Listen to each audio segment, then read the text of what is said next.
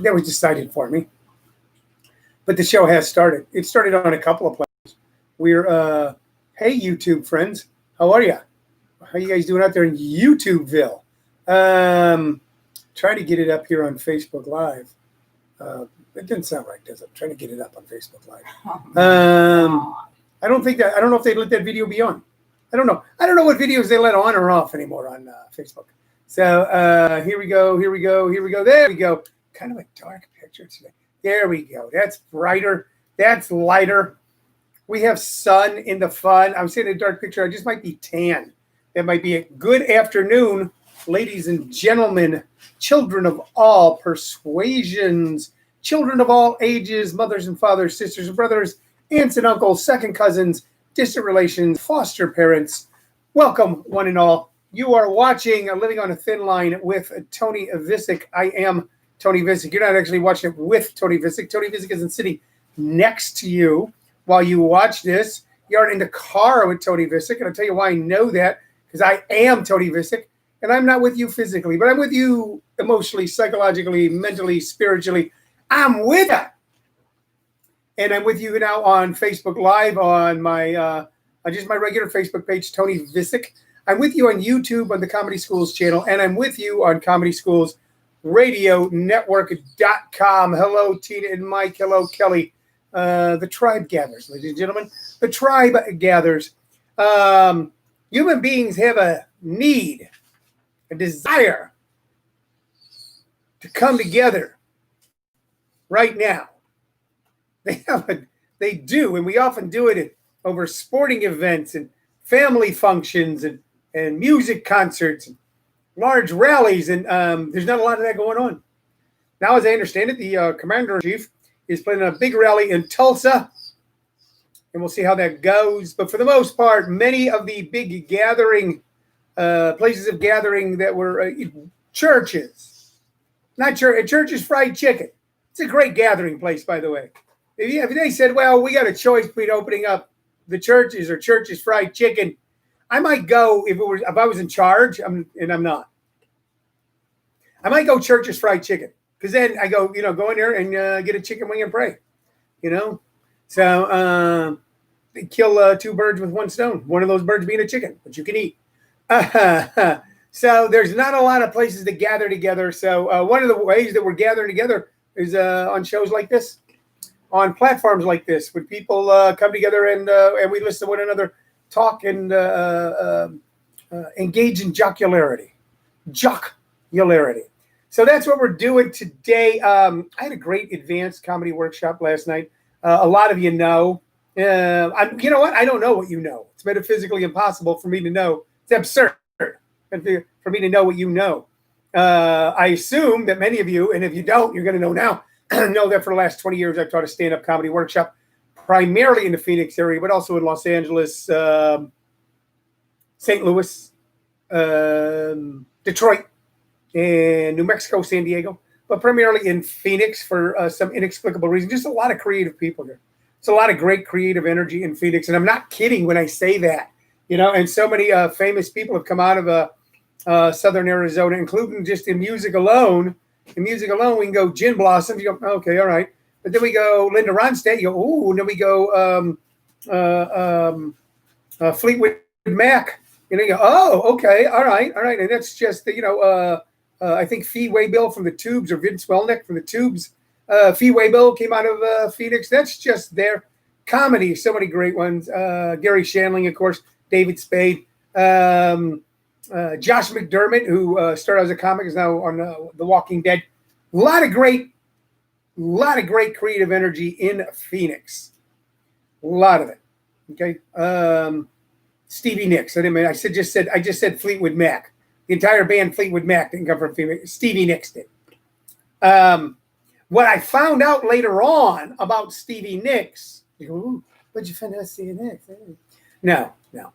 I found out that there was a outdoor music venue that is revered by people of a certain age, people who are teenagers or in college in the late 60s, 70s, I think going into the 80s, called Compton Terrace, which was on Interstate 10, heading right outside of Chandler. Is that correct, Shirley? Yeah. Yes, and that Stevie Nicks' father owned Compton Terrace. She was steeped in the music industry long before she and Lindsey Buckingham joined Fleetwood Mac. Matter of fact, they had a band called Buckingham Nicks, named after, oddly enough, if you haven't figured out their last names. Anyway, a lot of great creative energy. So last night, I had my regular now Wednesday night stand-up comedy workshop. And I got to tell you, the people in that workshop, I'm just amazed by them. They are so creative. They are so on point. Learning how to do things with Zoom, learning how to do them with social media, just seems to be focusing so many creative talents in a much greater way, you know. And these guys are so focused. They're writing so on point. They're moving along so quickly that I can't wait for you to be able to witness them, which you'll be able to do for free. What? Free? Yes. On June 26th on Zoom. You want to watch this space and all the other spaces I occupy for how you'll be able to attend. If you want to attend the Advanced Comedy Workshop June 26th graduation show called Class Clowns, if you want to attend that for free, you write me, Tony Vicich, at comedyschools@hotmail.com, and I'll send you your super secret, super duper magical Zoom code that will let you into the room to see stand-up comedy like you've never seen it before. Whole new way of doing it. Okay, a whole new group of people are going to emerge out of this. It's going to be a whole new group of stars, just like there were stars out of YouTube videos. You know, I remember when YouTube videos first started, stand-up comics and clubs going, is that even funny? And there'd be lines out the door when these people did appear live. Lines going down the block. I witnessed it on 2 separate occasions in Phoenix. One time I got a call from a guy who managed Tempe Improv. He goes, you got to get over here and see this. I go, this girl is a YouTube star. She has millions of followers or hundreds of thousands. I don't even know. We sold her out. We sold 3 shows today because we're letting in people who are underage. We're just not selling alcohol. And we sold out 3 shows. And they're just in here watching her. YouTube stars were born out of YouTube. Broadway stars, actors at the turn of the 19th century looked at film and thought it was stupid. And then, of course, the movies gave us stars. When the movie went to sound, a lot of people went, well, that's not going to work. And then sound gave us stars. YouTube gave us stars. This new way of doing things is going to give us stars. And if you want to witness who may be some of those stars, June 26th. June 20th. Look, I'm doing that thing with my hand. See that? Now, people don't, do that. Now, that's like nobody really moves their hand that way. You know, that's like one of those, you ever notice that? How there'll be certain body language that a generation picks up? And you go, that's a learned body language. That's not real human body language. So anyway, all right, enough of that. I got a beginning workshop tonight that I'm excited to be doing as well. And of course, if you ever thought about doing it, July 1st is when my next beginning workshop starts. And you can register for that by going to comedyschools.com. And I have on comedyschools.com a free intro next Tuesday. That's free as well. 3 free things. This is free. You're getting this free. You're getting it free. And then I've got a free intro to stand-up comedy workshop for you. It's coming Tuesday at 6 p.m. And I got a free stand-up comedy show for you June 26th. So I'm a giver. I'll give it to you every chance I can. All right. Maybe got any questions or comments or anything? No? Nary a word. That's fine. I'm having a great morning. When you talk about where you're going to put your risk, people go, don't you miss this? Don't you miss that? I go, no, I don't miss things I've already done. Don't you miss going to like basketball games? You go, well, I've already gone to basketball games. I don't miss going to basketball games. When they start having basketball games that I can go to again, I'll probably go to some. But I'm not going to let it run my life. Don't you miss the comedy clubs? No. You know, I'll tell you something. I'm going to tell you something. The few of you watching.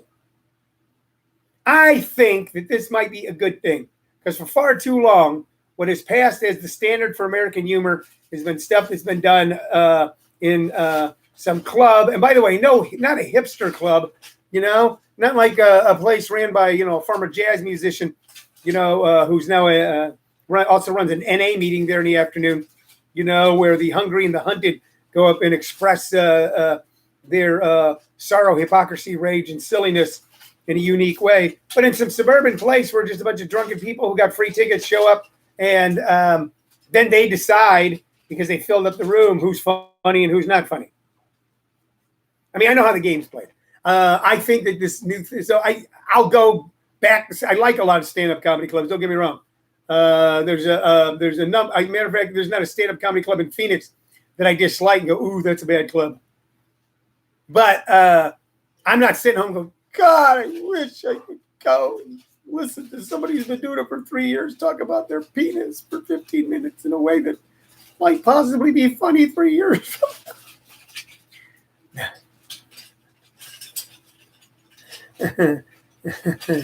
So all that being said, June 28th, ladies and gentlemen, June 28th, me and a bunch of my friends, Tony Vicich and friends, will be at Stir Crazy Comedy Club, which is a very cool club ran by a comic. So it's a cool room because it's a comic that put together a room that works for comics. And that guy does a lot of good for the local scene, regional scene, and national scene. Does a lot of great things. We'll be there June 28th. Tickets are available for that at stircrazy.com. I forgot why I went on that rant. Why did I go on that rant? There's no need for all these rants. This show is built around three things, ladies and gentlemen. The first one being your questions or comments that you can place right here on Facebook Live that I'll try to answer to the best of my ability. You can also do it on YouTube on the Comedy Schools channel or on ComedySchoolsRadioNetwork.com. It's also based on some knick-knack memorabilia, something I have laying around here in a home office that meant something to me at one time that then gathered dust. And then I dusted them off and went, oh my God, this was so important to me. How did it become unimportant? And that might be a lot of the problem, don't you think? Is how important things then become unimportant to us. You know, we lose our focus. So here, I'm going to tell you, I'm going to recommend a book today. Here's the book. The Searchers. It's called The Searchers. You can't see that on YouTube. The lights are too bright. So I'll just tell you, it's The Searchers. And it's by a guy named Glenn Frankel. It is the making of an American legend. And it's a stunning book because it really tells us a story of America. You know, going from deep in Comancheria. Comancheria was a great empire that existed in the west and southwest of America for hundreds of years. And phonetically, you may be able to figure out that Comancheria was the land of the Comanche Empire. And it was a real empire with real governance, towns, villages, maybe not in the way that you think of it as like, you know, temporary wooden structures that are that we have the conceit will be permanent. You know, a whole governmental system, Comancheria. And the new country of Texas, the nation of Texas. And it tells the story all the way from the story of, I believe her name was Cynthia Parker, a woman who was, because at that time, as the new people were moving into Comancheria, there was wars and pitched battles with incredible violence and a lot of kidnapping going on of men, of boys and children and girls, babies, women. And Cynthia Parker was kidnapped at 14 years old. 14 years old by the Comanches. And was kept for many years till a man named Charlie Goodnight, while on patrol many years later, she became a cause celebre throughout America because reporters wrote about it and dispatches were sent back to East Coast newspapers. For years, they searched for her, never could. And then by happenstance during a skirmish, Charlie Goodnight, the famed Charlie Goodnight, whose stories and tales form so many of the myths of the America West and so many of the stories, found her inexplicably and brought her back home where she was absolutely fucking miserable. Pardon my language. Because she had spent the last 15, 20 years as a Comanche and then as a bride of a Comanche chief. She had two sons. That one went on to become the last great Comanche chief. Many times she tried to escape and get back to her Comanche way of life. She was absolutely miserable back in a wooden house with a wooden bed with a straw tick mattress, being a curiosity to recently immigrated Swedes and slaveholders from Kentucky that had moved to Texas to increase their fame and fortune. Her son, Quanah Parker, became the last great Comanche chief, the one who finally negotiated a peace for his people with what was that had become the United States of America. and they lived in southern Oklahoma until the 1900s in great wealth and comfort. That story, the story of Cynthia Parker and the saga, later on became a book called The Searchers, which not too many people read. But a guy at a movie lot did, and he gave it to John Ford. And John Ford made what is now considered the greatest Western of all time, The Searchers, with John Wayne. And it's one of the more honest portrayals of the time and of the people. John Wayne doesn't play a wonderful guy. He plays basically a racist, a man who hates Native Americans, a Texican who fought for the South, and then now has come back home and now goes on a search for his niece, and with his intent being to kill her because it'd be better to be dead than to live as a white woman under Comanche rule. The movie also stars Jeff Hunter and Natalie Wood and a bunch of the great John Ford stock players. The movie itself is taken on its own myth. This book, The Searchers by Glenn Franklin, and I'm just giving you the thumbnail, trace that entire history from before Cynthia Parker all the way up through John Wayne making the film with John Ford, or John Ford making the film with John Wayne. Most of the great John Wayne movies were actually John Ford films or Howard Hawks films. Two great directors. He had the privilege of working with them, made incredibly good stories and movies. So if you're looking for a good summer read and you want to read something that gives you a little different perspective on things, I'm not talking about freaking you out or changing your mind, man. It's not talking about you need to know the truth, man. Because most of the people that say that are full of crap. I actually got in a minor skirmish with a guy on Facebook today. He said he was being censored. And I go, don't you have better things to do as a grown man? They go on Facebook and he goes, the people have to know the truth. And I go, you know what? I'm going to do a show today and do payroll. So, we're all taking ourselves too seriously, ladies and gentlemen. Anyway, if you're looking for a good summer read, and if you want a different perspective on American history and one that will make you feel good, question things, think all at the same time, and realize the inevitability of some things, then read this book because it takes you all the way from there. It takes us all the way from lean-to shacks deep in Texas all the way to the mansions in the Hollywood Hills. It's a great book. You should read it. I have a book here my daughter gave me about Winston Churchill and I think H.G. Wells. It's about both of those guys, and I haven't read it yet. But that's the next thing I'm gonna read.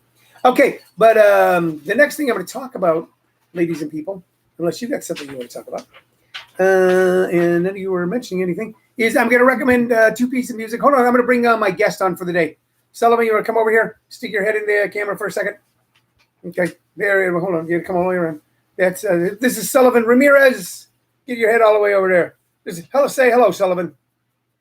Can you say hello? Okay. Okay, go ahead and say it. Stick your head back in the camera. Yeah. Say hello. Hi. Okay, that's Sullivan Ramirez. When I talk about where are you going to put your risk, people go, where are you going to put your risk? So I'm not going to put my risk. I agree with the protesters. I don't agree with the looters.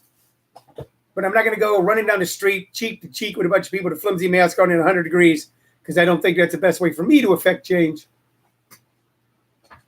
I love stand-up comedy, but I'm not going to be going out to stand-up nightclubs every night and put my wrist there. I put my wrist where I can see my friends, my family, my loved ones.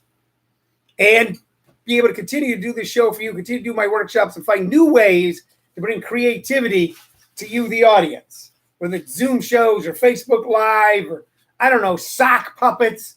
But continue on a quest to find new ways to be creative instead of waiting for the old portals to come back. Because they might not. Okay.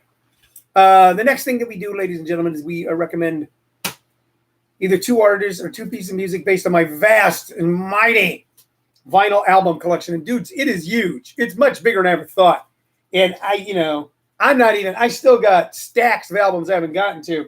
But I got two here that are going to be fun for you. Here is a guy who was forgotten, but was so important and so special and so wonderful And in all my reading about this guy, I never read a bad thing about him. Sometimes you run across somebody who's incredibly talented or brilliant or a genius, and you find out sometimes just the brittleness of being a genius turns him to a difficult person. You never heard or read a crossword about this man. A great folk singer, a great storyteller, more a storyteller, ladies and gentlemen. And we've forgotten about him, but we shouldn't. And I'm talking about Harry Chapin. So check that out. That is a Harry Chapin album bought when it came out. This is Short Stories by Harry Chapin. Harry Chapin was a wonderful guy and a wonderful storyteller, folk singer. Started in the late 60s, early 70s on the East Coast, I believe. On this is Caller Easy, Mr. Tanner, Mail Order Annie. There's a lot of lonely people tonight. Old College Avenue. Short Stories, Song for Myself, Songman, Changes, and my personal favorite off this album, WOLD. The story of a broke down, middle-aged rock and roll DJ trying to call the wife who he treated badly when he was on his way up. And now he is incredibly lonely, okay, because he's gone from major markets to small markets. Back when the FM DJ was, in a sense, a god. Before the talk radio phenomena, which was then totally co-opted by the likes of Rush Limbaugh and Howard Stern, and turned into something less than what it could have been. The FM DJ was God, the guy who seemed to choose the records that then became the soundtrack of our lives. Hey, I'm right here on KC95. I'm Prince Knight. I got something special for you here. It was just brought to me by the manager of a new band called Led Zeppelin. So let's all experience it together right now. That kind of guy. And that kind of guy was really just a guy sitting in a room all by himself, talking into the air, but millions of us connecting with them. Champ de Blasio said, didn't Harry get hit by a car and died some years back? Yes, he did, Champ. So I was going to get to that. But before he did that, besides putting out great songs, the one that's most well-known of his being Cat's Cradle, Cats in the Cradle and the Silver Spoon, he was the one who realized a certain amount of inequity in the world and that there needed to be more. He thought he needed to do more than just write songs about it. That's what he thought. And because he had been very successful, he made a lot of money. And he got together with another singer-songwriter from the era, okay, whose greatest fame was ahead of him. And also he had a chicken joint, not Churches, Kenny Rogers. Harry Chapin and Kenny Rogers started something that became the forerunner to Live Aid. The forerunner to Live Aid. A way to be able to try to get food distributed where it was needed most. Harry Chapin, this was his cause. And like a lot of people who have achieved a certain level of success, they go, I now need to engage in some philanthropy. This was his philanthropic cause. And he was a deep, passionate advocate for food equity.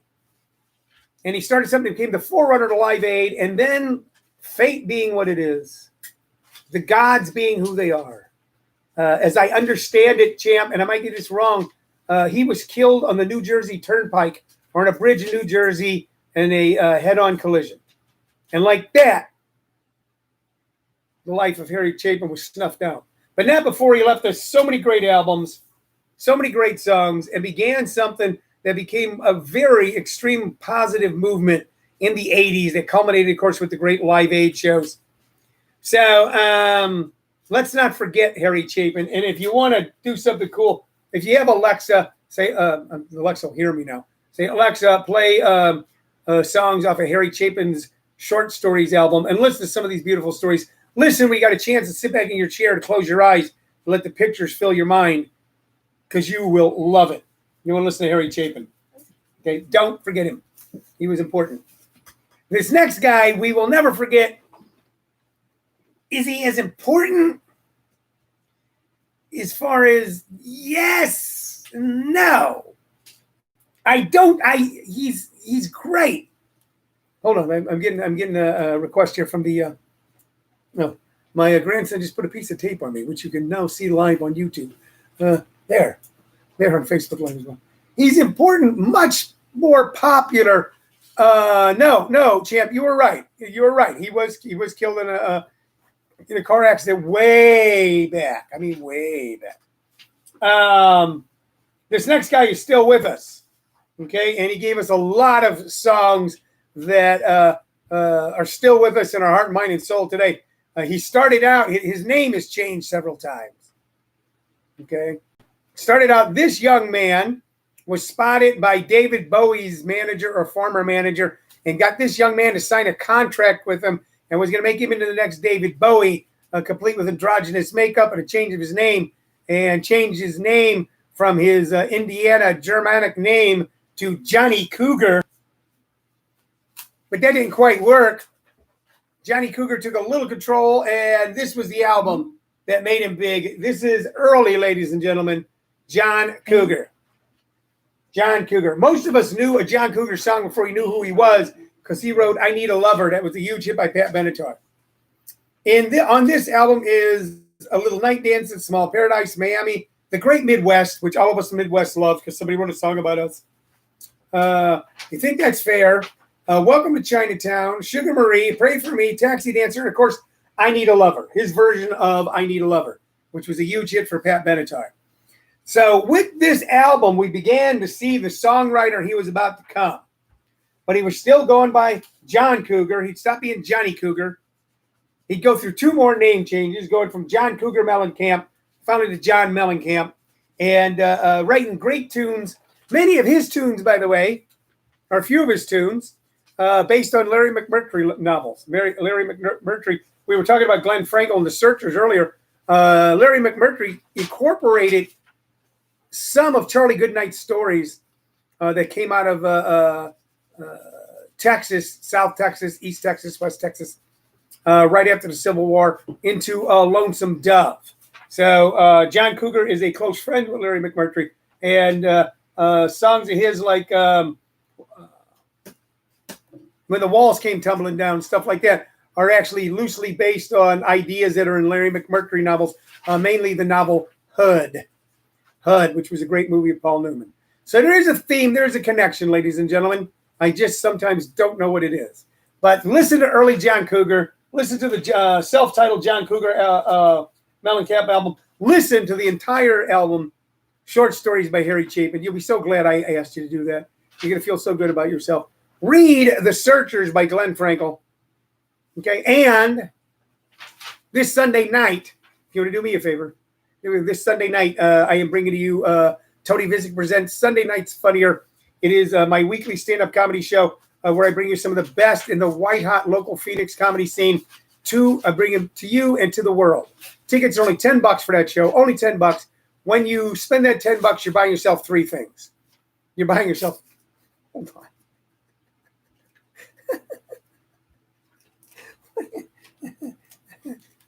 There we go. Now there's a sign on me. What does that say? I can't read it. Shirley, what does the sign say? What does the sign say, Sullivan? I love pink. I love what? Pink. I love you? Pink. Pink? I love pink. There we go. You know what? And I do. I think she's a heck of a singer. Sunday night on Zoom, the new way to experience comedy. A mini pay-per-view event. Tony Vicich Presents Sunday Night's Funnier. Great comics. Kev the All-Star, Jim Perry, Andrew Irwin, so many more in store. When you spend that $10, you're buying 3 things. You're buying great entertainment. You're buying into the economy because we use the money, part of the money, to help pay the comics, keep them going, and we donate a portion of the proceeds to local food pantries. 3 things for $10. Okay. Shane Hicks said, someone I did not appreciate until I got older and always loved the lyric, sucking down chili dogs outside of Taste Freeze. Yeah, that's true, Shane. But I believe, and we're going to investigate it, that Jack and Diane was actually written by Bruce Springsteen. Who knows? You know, Fire by the Pointer Sisters is written by Bruce Springsteen. Hold on, my grandson's going to do one more thing here. He's going to add something here. We got a little guy here that he gave me. This is, ladies and gentlemen, when quarantine's over. I don't know what you're going to do. Maybe you're going to run through the streets in your birthday suit and engage in copious coitus. Right? Maybe you're going to sing and dance. Maybe you're going to hop on planes, jet set around.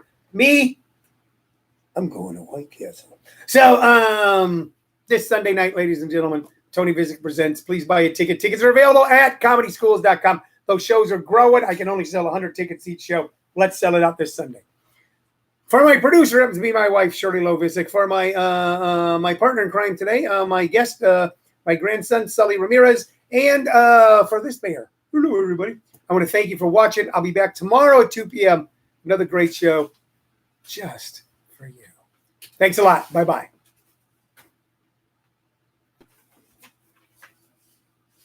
Goodbye, YouTubers.